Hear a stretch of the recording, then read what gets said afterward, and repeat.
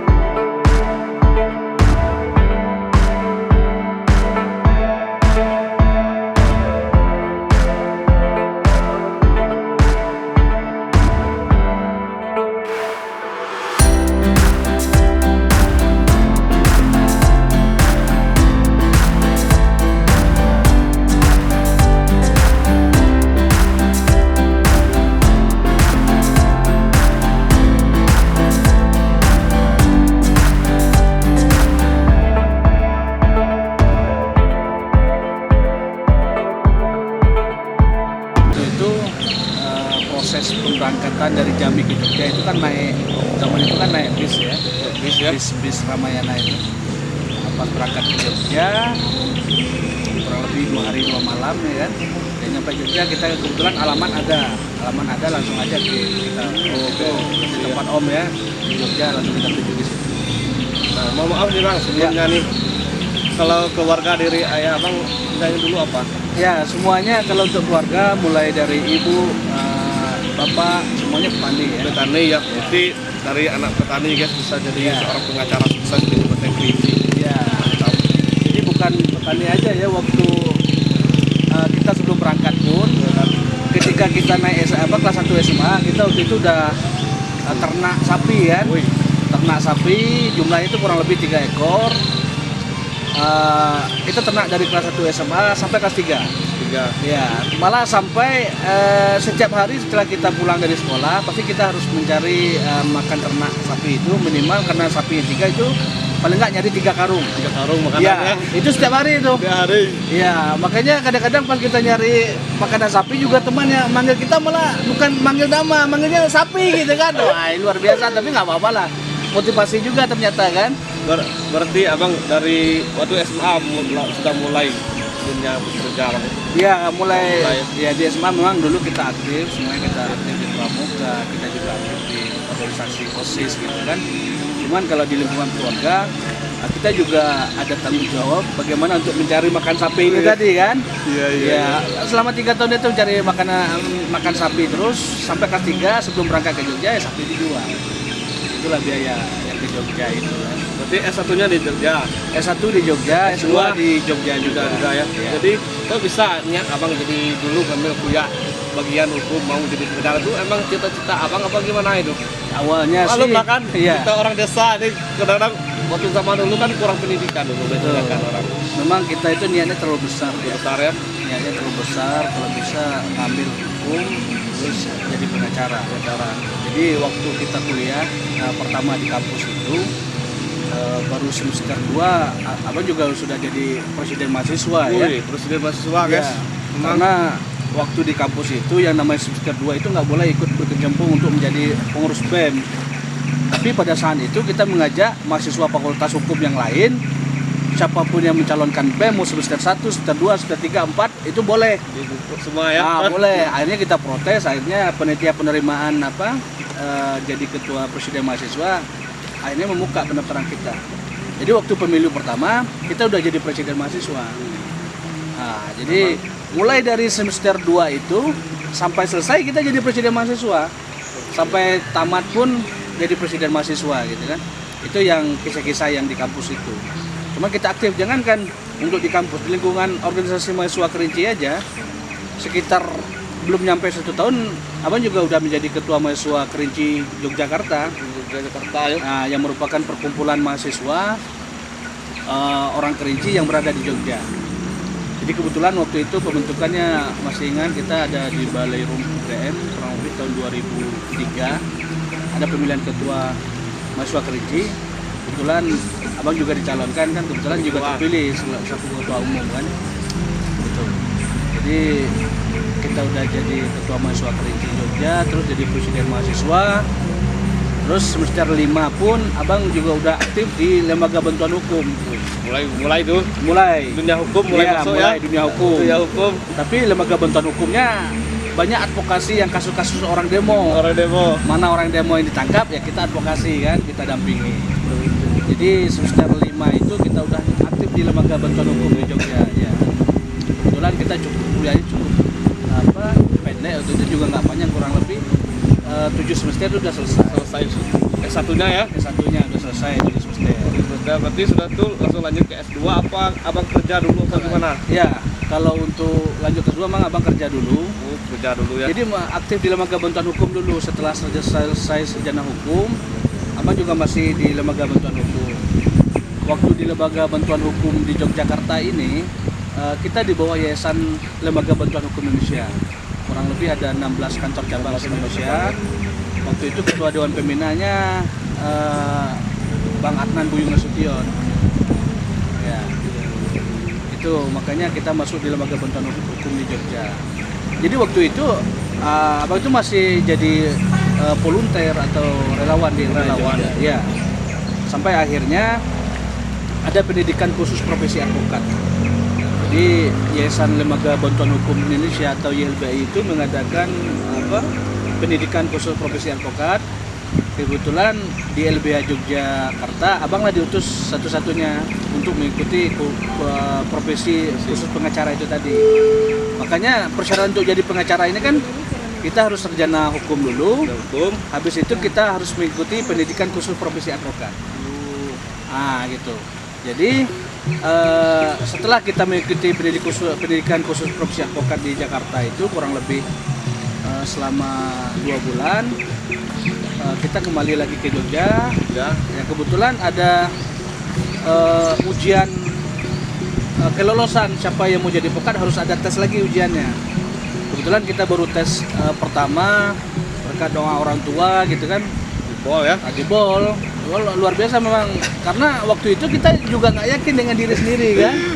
Dari desa, dari kampung kan dari ya? desa, dari kampung kan. Lawan orang kota. Ya, makanya insya Allah pas ujian pertama aja kita juga udah lulus jadi pengacara gitu. Dan setelah lulus jadi pengacara tahun 2008 itu, kita juga bingung karena minimal pengacara itu yang harus dilantik itu harus 25 tahun ya. Karena kita belum genap 25 tahun, kita nggak bisa dilantik. Berarti umur abang belum 25 tahun? Iya, sebelum lulus itu abang sekitar umur 22 lah. Seperti masih muda ya bang? Iya, waktu lulus pengacara itu. Akhirnya abang juga bingung kan, waktu itu masih di Lembaga Bantuan Hukum Jogja juga. Cuman nggak bisa pelantikan khusus untuk jadi pengacara tadi ya. Karena harus menunggu umur 25. Akhirnya abang waktu itu setelah tidak lagi aktif di LBH, abang pulang dulu ke Kerinci. Pulang kampung ya? Pulang kampung. 2008 akhir abang pulang kampung. Malah 2008 akhir itu karena belum pelantikan pengacara, malah abang milih nikah dulu. Akhirnya ketemu lah sama orang ya. Kebetulan ada juga yang mau kan dengan tampang yang pas-pasan gitu kan. Kebetulan ada yang mau juga. Ya udah abang nikah sekitar bulan November 2008. Ya, nikah 2008. Habis nikah waktu itu abang juga belum pelantikan pengacara. Belum juga ya? Belum. Akhirnya 2008 sampai 2009 akhir akhirnya abang honor di Pemda Kerinci. Honor. Iya, Jadi honorer. iya, jadi honorer juga. Honorer, berarti pernah Iya, semua ya? iya. Proses demi proses diperjuangin semua ya? Iya, semuanya kita perjuangin semuanya. Kita jadi honorer di bagian hukum Pemda Kerinci. Lalu, Nah, jadi 2009 sampai akhirnya 2009, terus 2010 abang berangkat lagi ke Jogja. makan lagi Jogja. Ya, awal Januari itu, masih ingat sekali itu sekitar 2 Januari. Ah, Berangkat lagi ke Jogja. Kebetulan sekitar bulan Maret 2010 itu Bang dilantik jadi pengacara. cara baru udah. Jadi resmi udah jadi advokat gitu kan. Akhirnya abang pelan-pelan buka kantor sendiri juga. Abang juga gabung sama senior-senior yang lain. Nah, dari 2010 itulah istilahnya Sah jadi pengacara saya ya? jadi pengacara. Kita bantu kasus yang ada di persidangan gitu kan. Dan yang lucunya lagi itu Ah, pas jadi pengacara yang ada kasus pertamanya perceraian. Ya kan? Iya. Udah tampang ini kan, terus kasus pertamanya perceraian. perceraian ya? Iya. Tapi nggak apa-apa. Jadi semuanya ilmu itu ya kita harus pelajari. Dari mana? Apalagi kalau kita basicnya dari lembaga bantuan hukum itu pasti kita banyak membantu masyarakat marginal ya, masyarakat terpinggirkan. Makanya kita kadang-kadang membantu buruh, membantu pedagang kaki lima, membantu petani kadang-kadang ditangkap karena masalah keadilan kan. Itu kita sering advokasi itu. Nah, makanya sampai sekarang pun walaupun kita pengacara kayak seperti profit benar gitu, tapi enggak, kita juga banyak membantu orang yang nggak mampu. Karena kewajiban pengacara itu juga memberikan bantuan hukum cuma-cuma terhadap orang yang nggak mampu. Nggak mampu banget. Iya. Jadi orang nggak mampu, ya jangan orang yang mampu aja gitu kan. Orang yang mampu aja, orang yang nggak mampu pun kita dampingi. Dampingi banget. Ya, dampingi. Cuman yang sampai sekarang yang abang belum mau dampingi itu yang kasus korupsi ya. Korupsi ya? Minum dulu bang. Iya, iya, sip. Minum. Minum. Nah, kita lanjut lagi bang. Oke, siap. Jadi selama abang pengacara nih, Ya. ada nggak kasus-kasus yang abang jalani itu rumit atau susah atau mungkin kelar rumit lah gitu? Iya. Yang namanya pengacara itu semua kasus itu rumit. Rumit kan? Cuman udah ada cara tersendiri untuk menyelesaikan gitu kan. Iya. Karena setiap kasus pasti punya lawan. Udah lawan. Dan bagaimana untuk menyelesaikan itu, gitu kan? Sebenarnya kan nggak ada persoalan lah.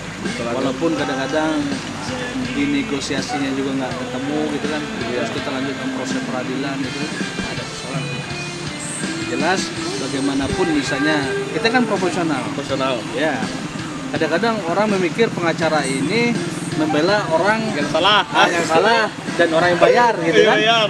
Padahal kalau kita lihat di profesi ini, yang namanya salah ya tetap salah. Iya, Yang namanya bunuh orang kita bunuh orang. Tapi bagaimana kita meringankan hukumannya seperti itu. Dia bunuh orang gitu kan. Terus kita bela, bukan berarti dia nggak bunuh orang gitu kan. Iya. Sama dengan orang mencuri kita bela gitu kan. Tapi bukan dia nggak mencuri, tapi bagaimana kita meringankan ancaman hukumannya cukup lumayan tinggi gitu kan. Nanti gimana kira-kira kita meyakinkan hakim supaya putusannya ringan. Sesuai dengan hukumnya ya. Ya, gitu. Masa misalnya orang mencuri ayam sama dengan vonis dengan koruptor kan nggak masuk akal juga gitu kan. Tapi kadang-kadang di lingkungan masyarakat itu seolah pakai pengacara terus wah bayarnya ini padahal nggak seperti itu. Nah, kita juga melihat kondisi kan. Dan kita juga mempunyai kewajiban untuk istilahnya memberikan hukum cuma-cuma ke masyarakat. Ada intinya ada subsidi silang lah ya antara orang yang mampu orang yang mampu gitu kan. Tapi bagaimanapun ketika orang minta tolong ya insya Allah kita tolong gitu kan, nggak ada persoalan. Nah, dalam proses baik itu abang sampai dilantik kan jadi pengacara, ada tuh momen seperti abang tuh dalam jadi pengacara. Ya pertama memang momen yang sangat haru sebenarnya ya. Haru kan. Kita nggak nyangka ya dan bisa jadi pengacara. Kadang-kadang abang juga nggak yakin dengan diri abang sendiri kadang-kadang. Kok bisa lulus langsung pertama Ya. ya, karena organisasi itu kan waktu itu ada Perhimpunan Advokat Indonesia yang nilainya ketika kita ujian itu cukup tinggi, tinggi bang ya. Harus di angka 8,00 baru bisa lolos. Ya tuh abang juga heran kok bisa lolos gitu kan, padahal makanya kadang-kadang doa orang tua itu memang cukup luar biasa. Kalau dulu kan istilahnya kita jadi orang anak petani gitu kan, kita juga ternak sapi gitu kan, ya, di kampung. Ya di kampung kan kita juga nggak nyangka sebenarnya kok bisa gitu kan jadi pengacara gitu kan. Ya insya Allah sekarang masih aktif juga kan. Selain jadi pengacara kita sambil ngajar jadi dosen. Dosen di mana bang? Di YIN Kerinci. Oh ya, YIN Kerinci ya. Iya. Berarti bagian hukum abang itu? Iya, bagian hukum, tapi banyak juga mata-mata kuliah yang lainnya abang ngajarin gitu kan. Tapi nggak ada persoalan, yang penting istilahnya ya semua ilmu tuh bisa diajari. Bisa diajari ya. Jadi mau belajar ya bang? Mau belajar aja semua. Belajar ternyata harus ditambah dengan percaya diri gitu kan. Percaya diri ya. Itu penting itu gitu kan. Karena ada pesan buat apa bang? Buat orang yang lagi berjuang nih, yang ingin jadi pengacara, ada pesan buat apa? Ya sebenarnya bukan khusus untuk pengacara aja, ini untuk istilahkan pemuda milenial ini kan. Sebenarnya apapun yang kita kepengen capai, kalau kita berusaha pasti akan tercapai. Yang penting kita harus percaya diri, kita harus yakin. Karena yang namanya manusia itu, kenapa orang lain bisa kita nggak bisa? Kalau orang lain bisa, berarti logikanya kita harus bisa, ya kan? Jadi jangan takut adanya persaingan, jangan sampai menghindar dari istilah orang lain, jangan. Yang jelas kita berjuang, kita bersama, kita sama-sama manusia. Orang bisa, kita pasti bisa. Iya, seperti itu. Kadang-kadang kan banyak juga pemuda kita dari kampung terus agak ngindar gitu, jangan. Makanya motivator juga untuk pemuda. Jadi kalau kita kepengen berjuang, apapun bisa kita lakukan, ya kan? Itu makanya jangan sampai tidak berjuang.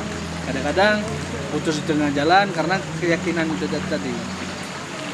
Dulu memang abang juga ingat, karena kita memang anak kampung, persaingan juga ketat di kota kan. Apalagi yang namanya Jogja itu namanya kota pendidikan. Orangnya pintar-pintar banyak. Cuma kita tidak boleh menghindar, ya kan? Kita harus yakin dengan diri kita, seperti itu. Bang ya. Dan juga lagi bang, ada waktu dalam proses itu abang kan, dalam proses abang jadi pengacara ada rasa tuh ingin menyerah, terus abang jadi pengacara nih pasti gagal lah ini segala macam itu. Iya. Ada nggak? Iya, kadang-kadang memang kita kepengen menegakkan hukum, tapi kadang-kadang memang ada oknum-oknum mafia peradilan, ya kan. Seharusnya tidak bisa dimenangkan, tapi dimenangkan waktu dalam putusan pengadilan. Akhirnya ini hal yang aneh menurut kita kan. Akhirnya kita merasa istilahnya kita sudah berjuang maksimal, kita berhasil membuktikan gitu kan. Tetapi hakim kok mempertimbangkan tidak sesuai dengan fakta. Kadang-kadang terasa capeknya itu di sana. Masa orang bisa nggak ada bukti bisa menang kan? Kan aneh bin ajaib, cuman istilahnya ya itulah. Makanya kalau kita di lingkungan peradilan seperti itu ya kita akan proses. Ya abang juga nggak sedikit melaporkan orang, tapi yang kira-kira menjadi mafia peradilan ini abang laporkan sampai ke komisi yudisial, sampai ke badan pengawas Mahkamah Agung gitu kan. Kalau hakimnya tidak sesuai dengan fakta, ya tidak memihak, ya kita proses. Bisa juga berproses. Bisa, karena sudah ada jalurnya tersendiri. Undang-undang KY cukup jelas, mereka akan melakukan investigasi masalah etika hakim yang tidak berkeadilannya tadi. Itulah. Jadi harapan kita ke depan ya hukum itu benar-benar adil lah. Adil ya. Itu harapannya gitu. Balik ke belakang tadi bang. Oke. Memang dulu tuh abang tuh memang abang cita-cita jadi pengacara, apa ada cita-cita lain dari ini? Sebenarnya memang karena dulu istilahnya kita lahir kan udah niat memang untuk membantu orang gitu kan. kalau kita ambil jurusan lain itu kan otomatis ada yang pemerintahan, PNS kan. Kalau abang kan memang nggak ada niat untuk PNS itu nggak ada. Ya. Nggak ada. Cuman kita kepengen ya sesuai dengan basic kita istilahnya. Banyak bantu orang ya udah kita ngambil hukum aja lah. Hukum aja. Ya. Jadi memang kita abang jadi pengacara Iya, ya. jadi pengacara. Ngambil hukum jadi pengacara. Kadang-kadang juga ada yang ngambil hukum tidak jadi pengacara ada juga. Tapi kita ngambil hukum, terus kita melakukan pendidikan khusus profesi advokat, ya kan? Kita harus magang 2 tahun. Habis itu baru bisa pelantikan pengacara. Jadi prosesnya panjang. Berarti prosesnya panjang sekali bang ya. Ya. Abang jadi pengacara. Iya. Penuh perjuangan juga bang ya. Penuh perjuangan dan lika-liku ya. Lika-liku kehidupan ya. Iya. Tapi sekarang sudah nyantai lagi kan, sudah aman kehidupan lagi kan, Sekarang sudah sukses lah kata orang ini. betul, kita menikmati Menikmati hasil. hasilnya lagi perjuangan waktu dulu kan. Iya, kita menikmati hasil itu gitu kan. Kita juga menjalankan profesi juga masih sampai-sampai. Karena kita kembali ke masyarakat, kita juga istilahnya kita bantu masyarakat juga. Kita, makanya dengan memberikan Pulau Cinto ini Pulau kan, Cinto. ini kan swadaya sebenarnya, kelompok gitu kan. Jadi kita di sini ada perikanan ikan gitu kan, dan itu punya masyarakat banyak, ya. Itu. Ya. Jadi sekarang nih abang bukan pengacara aja, dosen, Ya. pengelola Pulau Cinto juga ya. Betul. Orang luar biasa guys, abang Iya. sebagai motivasi buat kita guys. Ya, betul. Doakan Pokoknya- aja hasilnya melimpah ini. Melimpah. Ini kita targetnya 30 ton. 30 ton ikan ya. Ya. Nanti kalian boleh cek di video saya sebelum ini ada saya review Pulau Cinto di sekitar sini. Buat kalian yang ada masalah hukum bisa kalian hubungi Bang Irawadi Uska ya. Nanti saya kasih kontak di bawah di deskripsi bawah ini nanti. Buat kalian yang ada bermasalah hukum kan, Siap. abang kita ada di sini. Jadi segitu aja dulu guys. Bincang saya sama abang kita, Bang Irawadi Uska tentang masalah perjuangan dia dalam menuju dunia pengacara dulu ya. Pokoknya sebelum ini jangan lupa kalian subscribe, like, comment, dan share ya. Dan sampai ketemu di video selanjutnya. Terima kasih. Terima kasih Bang. Oke.